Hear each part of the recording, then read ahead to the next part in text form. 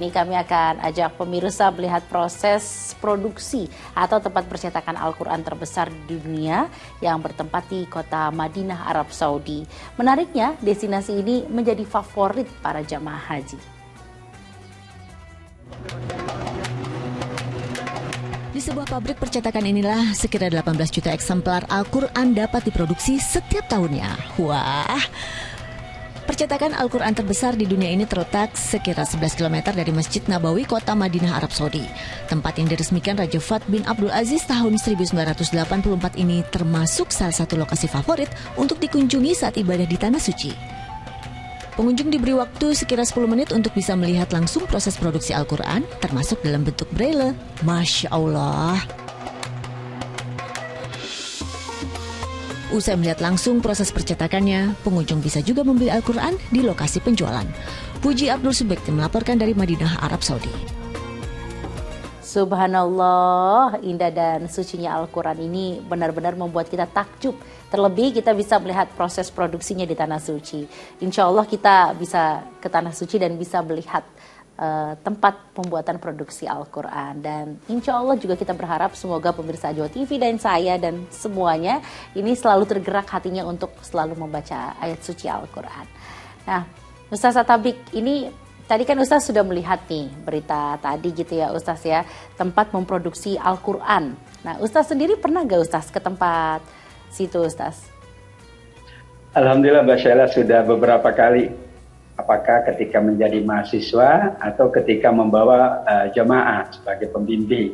Karena memang itu destinasi yang sangat diminati oleh masyarakat, oleh jemaah. Di samping mereka mendapatkan nilai yang bernama wisata religi, mereka juga akan dibekali mushaf-mushaf. Ya, kami datang dan kemudian nanti siapa yang datang akan diberikan hadiah mushaf yang tentu masing-masing berbeda. Ada yang mushaf terjemah, ada yang mushaf tanpa terjemah. Ini merupakan satu penghargaan kepada seluruhnya bahwa umat Islam dengan banyaknya Al-Quran yang dicetak, yang diterbitkan, alhamdulillah semakin kita dekat dengan Al-Quran, semakin kita mendapatkan banyak sekali keutamaan dari Al-Quran. Satu huruf itu 10 kali kebaikan. Bagaimana dengan mereka yang mencetaknya, mempersiapkannya, dan kita semuanya juga terbantu dengan adanya mushaf atau percetakan mushaf Al-Quran. Dan ini produksinya memang sangat banyak sekali, tidak pernah berhenti, tidak pernah ada stop produksi, terus-menerus di percetakan ini kami diberikan pemahaman oleh para guide di situ bagaimana selalu setiap waktu bahkan didistribusikan ke semua negara muslim dan juga diterjemahkan ke berbagai bahasa yang ada.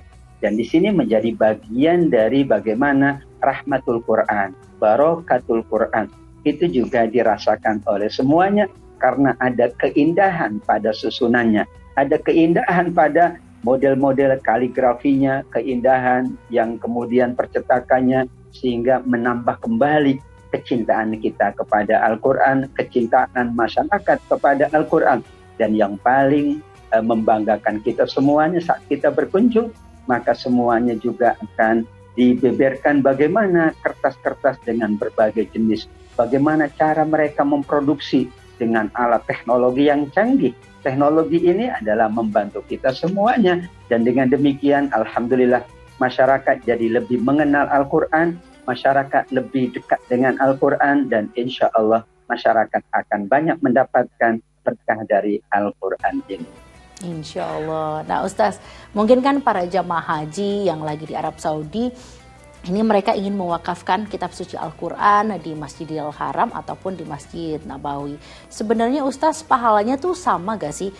Sama seperti kita mewakafkan Al-Quran di negara kita sendiri? Atau ada perbedaan pahala gitu Ustaz?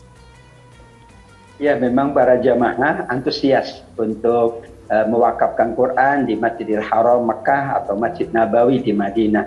Namun sesungguhnya jika kita merujuk kepada hadis Nabi SAW bahwa semua anak Adam apabila meninggal terputus amalnya kecuali 3. Di antaranya adalah ilmu yang bermanfaat, anak soleh yang mendoakan, dan sodaqah jariyah. Sodaqah jariyah ini dikatakan oleh Imam Nawawi adalah wakaf.